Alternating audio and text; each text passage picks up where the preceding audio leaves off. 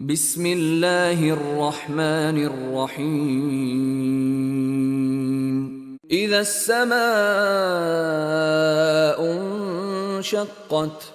وأذنت لربها وحقت وإذا الأرض مدت وألقت ما فيها وتخلت وأذنت لربها وحقت يا أيها الإنسان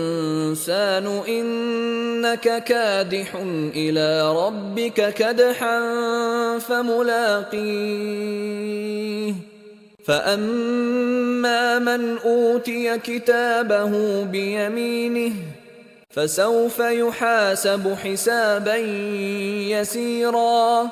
وينقلب إلى أهله مسرورا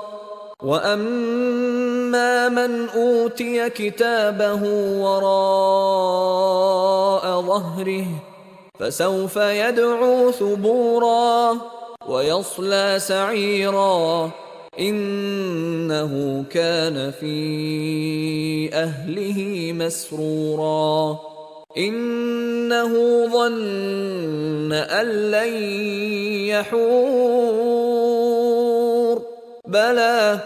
إن ربه كان به بصيرا فلا أقسم بالشفق والليل وما وسق والقمر إذا اتسق لتركبن طبقا عن طبق فما لهم لا يؤمنون وإذا قرئ عليهم القرآن لا يسجدون بل الذين كفروا يكذبون والله أعلم بما يوعون فبشرهم بعذاب أليم إلا الذين آمنوا وعملوا الصالحات لهم أجر غير ممنون.